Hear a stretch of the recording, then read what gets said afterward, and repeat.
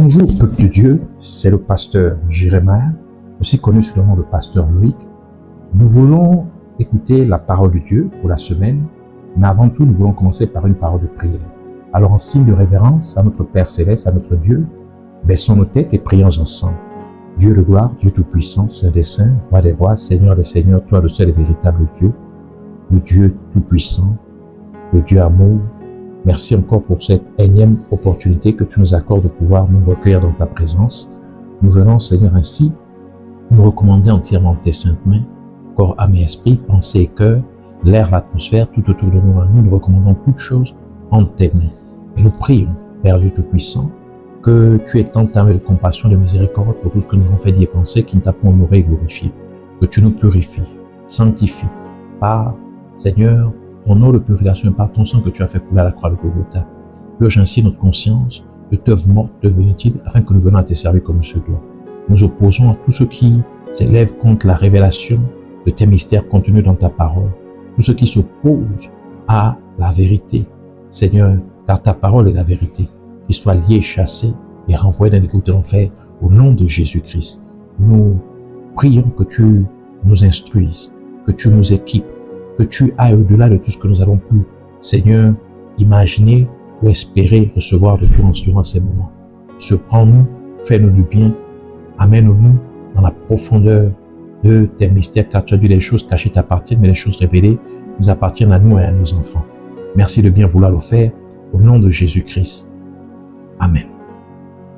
Alors nous allons prendre notre passage principal des Saintes Écritures dans le livre d'Apocalypse, Apocalypse chapitre 2, verset 17. Nous lisons ici la parole de Dieu dans Apocalypse chapitre 2, verset 17, au nom de Jésus-Christ. Que celui qui a des oreilles entende ce que l'Esprit dit aux églises, ici faisant référence à l'Esprit de Dieu.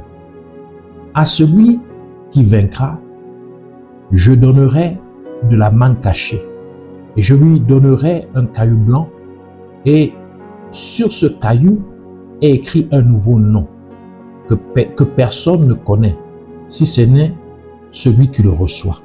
Que le Seigneur bénisse sa parole, qu'elle vienne pleine de grâce, de profondeur, de vie, de révélation et de miracles au nom de Jésus-Christ.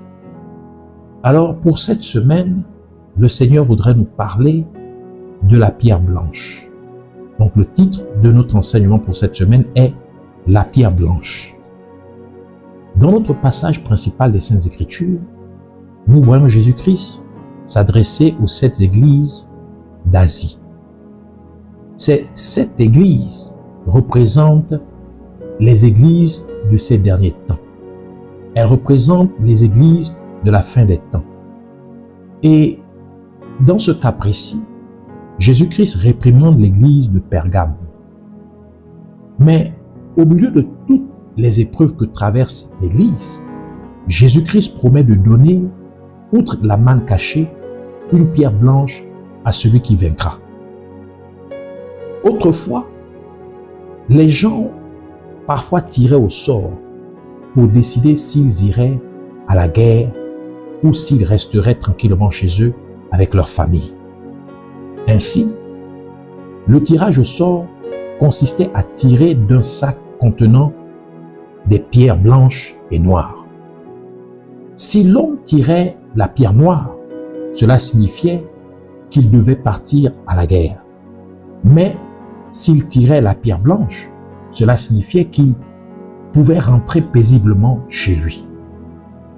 Dans ce passage des Saintes Écritures, Jésus-Christ promet de donner une pierre blanche à quiconque vaincra. Cela implique donc que Jésus-Christ vous promet la paix si vous surmontez toutes les tentations que le royaume des ténèbres vous réserve. Le blanc, ou encore un drapeau blanc, est souvent utilisé lorsque on veut établir des pourparlers ou encore établir la paix. On lève un drapeau blanc. Donc, cette pierre blanche symbolise la paix. La guerre représente les troubles. La guerre porterait l'inquiétude. et l'anxiété. La guerre symbolise les problèmes, les difficultés, les oppositions. Ainsi, en vous donnant une pierre blanche, Jésus-Christ vous dit que vos combats sont terminés. En vous donnant une pierre blanche, Jésus-Christ assure que vous n'aurez plus de problèmes. En vous donnant une pierre blanche, Jésus-Christ se rassure d'ôter vos angoisses. Il enlève vos soucis si vous surmontez. Une pierre est quelque chose de dur et cela porterait la durabilité. Cela implique que la paix que Jésus-Christ a promis de vous donner est une paix durable. Jésus-Christ veut vous donner une paix continuelle. Si vous triomphez, vous recevrez une paix permanente, une paix qui ne vous sera jamais retirée. C'est une paix perpétuelle. Puissiez-vous ainsi recevoir une paix éternelle alors que vous triomphez au nom de Jésus-Christ.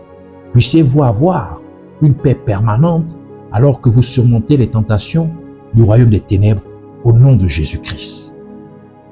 Notre passage principal des Saintes Écritures nous dit que la pierre que Jésus-Christ a promis de donner à ceux qui vaincront porte un nom nouveau. Et le livre d'Exode nous apprend que Dieu donna à Moïse 2 tables de pierre sur lesquelles était inscrite la loi de Dieu. Exode chapitre 24 verset 12 qui dit « L'Éternel dit à Moïse, monte vers moi sur la montagne et reste là. Je te donnerai des tables de pierre, la loi et les ordonnances que j'ai écrites pour leur instruction. » Exode 31 verset 18 dit « Lorsque l'Éternel eut achevé de parler à Moïse sur la montagne de Sinaï, il lui donna les 2 tables du témoignage, tables de pierre écrites du doigt de Dieu. » Ici, nous voyons la loi de Dieu écrite sur 2 pierres. Et nous savons que Jésus-Christ est appelé le rocher des âges. Ainsi, la parole de Dieu déclare dans Psaume 18, verset 2, « Éternel, mon rocher, ma forteresse, mon libérateur, mon Dieu, mon rocher, où je trouve un abri, mon bouclier, la force qui me sauve, ma haute retraite. » Ésaïe 26, verset 4, ajoute en disant « Confiez-vous en l'Éternel à perpétuité, car l'Éternel est le rocher des siècles. » Le terme rocher des âges.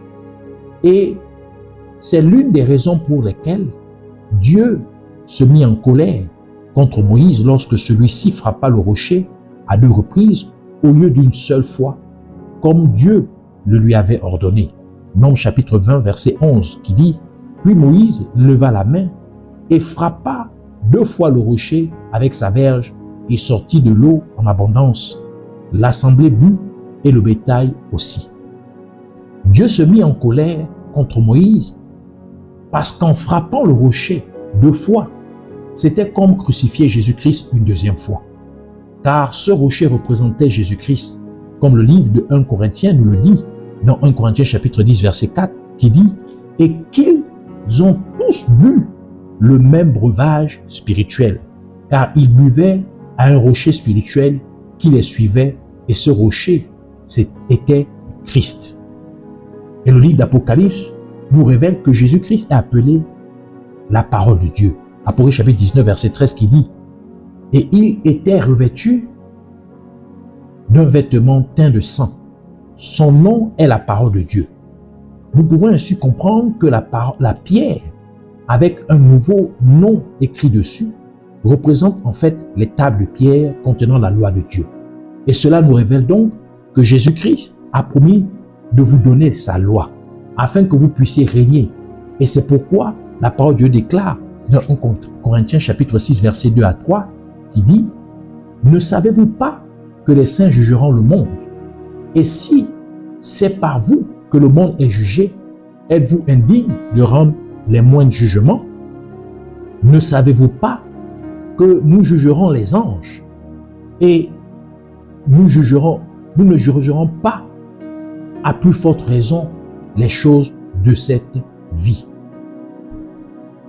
Jérémie chapitre 31 verset 33 ajoute en disant « Mais voici l'alliance que je ferai avec la maison d'Israël. Après ces jours-là, dit l'Éternel, je mettrai ma loi au-dedans d'eux. Je l'écrirai dans leur cœur et je serai leur Dieu et ils seront mon peuple. » Maintenant que vous avez la loi, vous pouvez établir ce qui doit se produire et ce qui ne doit pas se produire. Tel que Jésus-Christ l'a laissé entendre en disant ce qui suit dans Matthieu chapitre 18 verset 18 en disant « Je vous le dis en vérité, tout ce que vous lirez sur la terre sera lié dans les cieux, dans le ciel. Et tout ce que vous délierez sur la terre sera délié dans le ciel. » Et encore, Jésus-Christ a ajouté ce qui suit dans Jean chapitre 20 verset 21 à 23 en disant « Jésus leur dit de nouveau, la paix soit avec vous.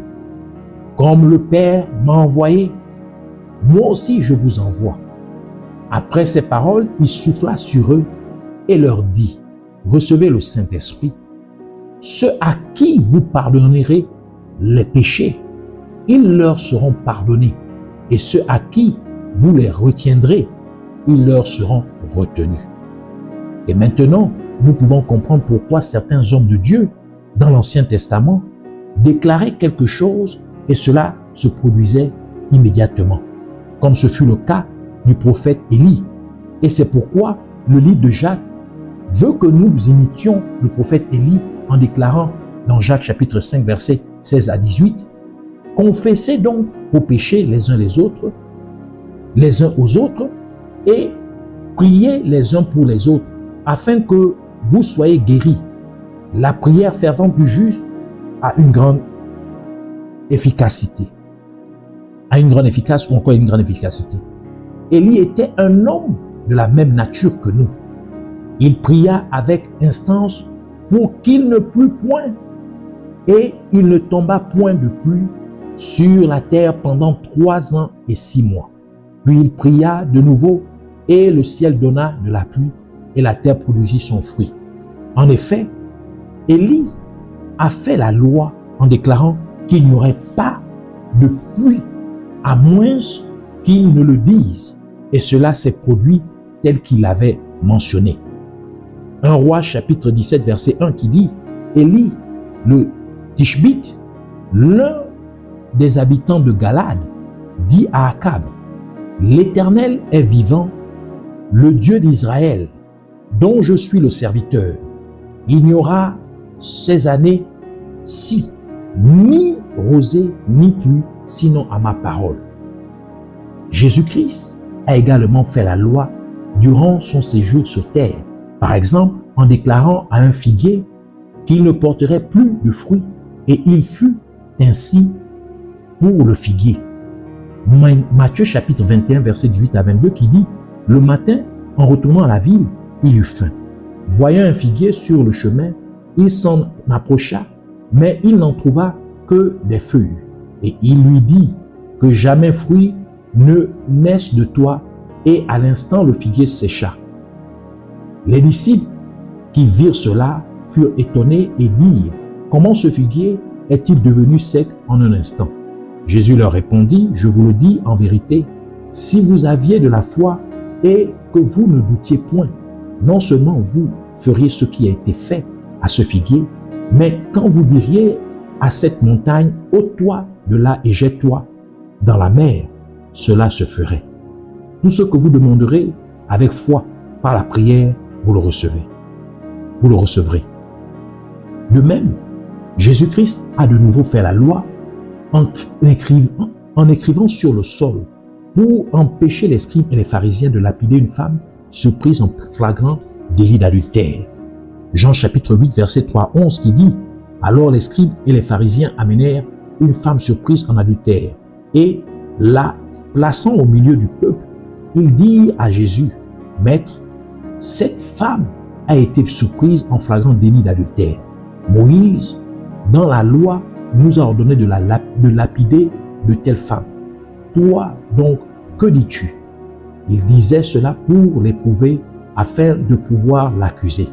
Mais Jésus, s'étant baissé, écrivait avec le doigt sur la terre. Comme il continuait à l'interroger, il se releva et leur dit que celui de vous qui est sans péché jette le premier la pierre contre elle. Et s'étant de nouveau baissé, il écrivait sur la terre. Quand ils entendirent cela, accusés par leur conscience, ils se retirèrent un à un, depuis les plus âgés jusqu'au dernier, et Jésus resta seul avec la femme qui était là au milieu.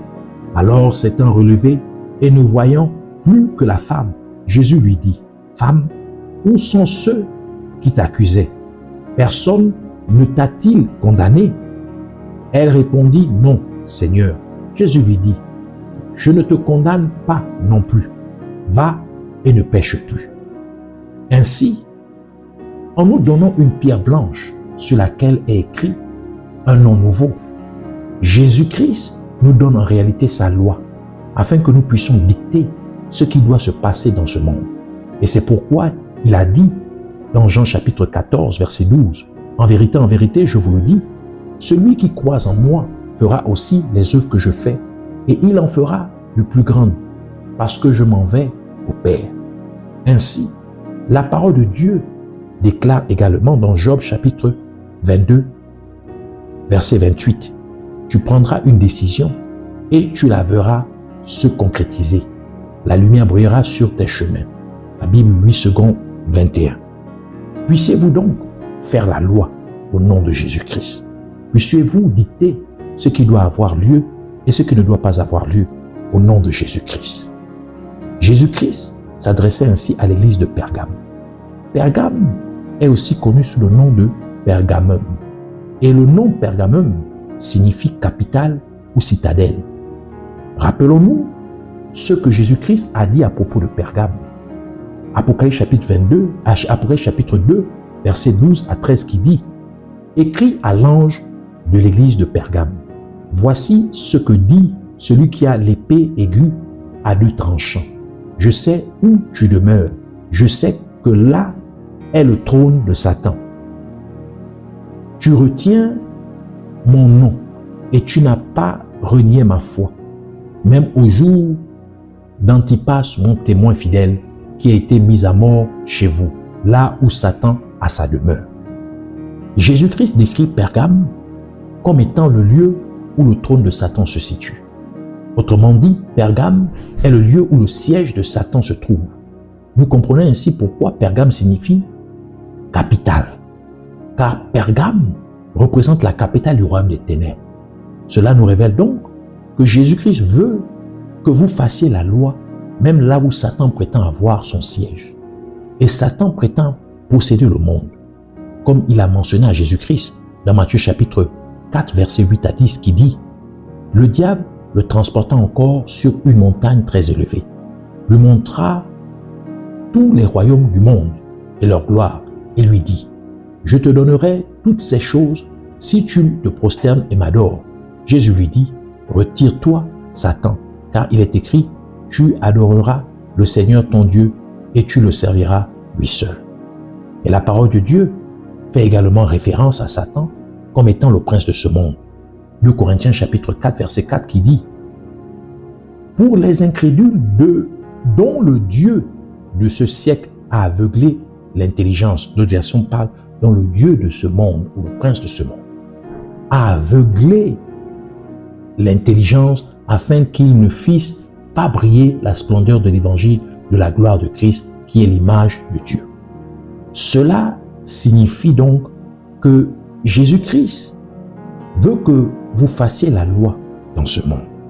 Et c'est ce qu'il vous a suggéré à travers la parabole des talents, en disant dans Luc chapitre 19 verset 13, il appela 10 de ses serviteurs, leur donna 10 mines et leur dit, faites-les valoir jusqu'à ce que je revienne. Bible 10 secondes. Puissiez-vous ainsi faire la loi, même là où Satan prétend avoir son trône au nom de Jésus-Christ. Puissiez-vous faire la loi dans le monde au nom de Jésus-Christ. D'autres versions parlent de occuper jusqu'à ce que je revienne. Ainsi, en disant occuper jusqu'à ce que je revienne, Jésus-Christ vous demande de prendre en charge l'espace qui vous entoure. En disant « occupez jusqu'à ce que je revienne », Jésus-Christ vous demande de couvrir tous les aspects et domaines d'activité. En disant « occupez jusqu'à ce que je revienne », Jésus-Christ vous demande de ne pas permettre au royaume des ténèbres d'opérer. En disant « occupez jusqu'à ce que je revienne », Jésus-Christ vous demande de ne pas rester inactif. En disant « occupez jusqu'à ce que je revienne », Jésus-Christ vous demande de faire bon usage de ce que Dieu vous a confié. En disant « occupez jusqu'à ce que je revienne », Jésus-Christ vous demande d'accomplir ce que Dieu vous a demandé de faire ici-bas sur terre. Puissiez-vous ainsi occuper jusqu'au retour de Jésus-Christ au nom de Jésus. Puissiez-vous prendre en charge l'espace qui vous entoure au nom de Jésus-Christ. Puissiez-vous couvrir tous les aspects et domaines d'activité au nom de Jésus-Christ. Puissiez-vous ne pas rester inactif au nom de Jésus-Christ. Puissiez-vous faire bon usage de ce que Dieu vous a confié au nom de Jésus-Christ. Puissiez-vous accomplir ce que Dieu vous a demandé de faire sur terre au nom de Jésus-Christ. Je vous invite ici à prier avec moi en répétant cette prière en disant « Je suis tellement reconnaissant, Père Céleste, amour fidèle, Dieu Tout-Puissant, Yahweh. Merci de m'avoir donné cette profonde vérité de ta parole. Et je prie, Abba Père, afin que tu m'aides, afin quoi qu'il n'advienne, au nom de Jésus-Christ. Ta parole ne dit-elle pas que dans toutes ces choses, nous sommes plus que vainqueurs par Christ qui nous a aimés. Par conséquent, donne-moi la victoire au nom de Jésus-Christ. Et parce que j'ai la victoire, puisses-tu ainsi me donner une pierre blanche sur laquelle est écrit un nom nouveau, comme tu me l'as promis, Seigneur Jésus. Et alors que je reçois cette pierre blanche, que toutes mes difficultés cessent complètement au nom de Jésus-Christ. Alors que je reçois cette pierre blanche, que tous mes soucis disparaissent complètement au nom de Jésus-Christ.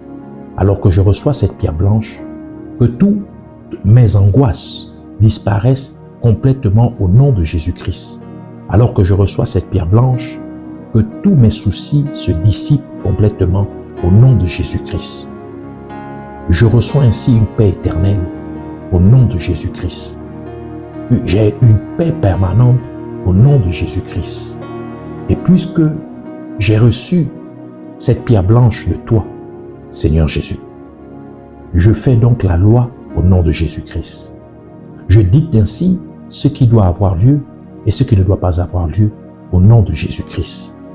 Par conséquent, j'occupe jusqu'au retour de Jésus-Christ au nom de Jésus. Je prends en charge l'espace qui m'entoure au nom de Jésus-Christ. Je couvre tous les aspects et domaines d'activité au nom de Jésus-Christ. Je ne suis pas oisif au nom de Jésus-Christ. J'utilise à bon escient ce que Dieu m'a confié au nom de Jésus-Christ. J'accomplis ce que Dieu m'a demandé de faire sur terre au nom de Jésus-Christ.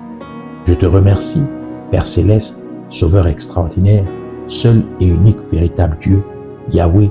Merci car cela est fait au nom de Jésus-Christ. Je te donne ainsi toute la gloire et toute la louange et l'adoration pour toujours et à jamais au nom de Jésus-Christ. Amen.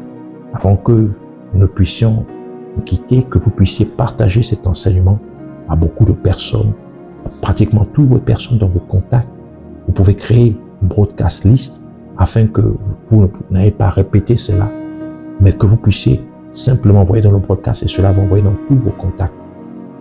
Alors faites-le sur votre WhatsApp et que Dieu vous bénisse au nom de Jésus-Christ, car la parole de Dieu déclare que l'ouvrier mérite son salaire, que vous puissiez ainsi recevoir un salaire de Dieu alors que vous partagez cet enseignement à plusieurs contacts. Et si vous n'êtes pas encore souscrit sur notre chaîne YouTube, puissiez-vous le faire au nom de Jésus-Christ. Amen.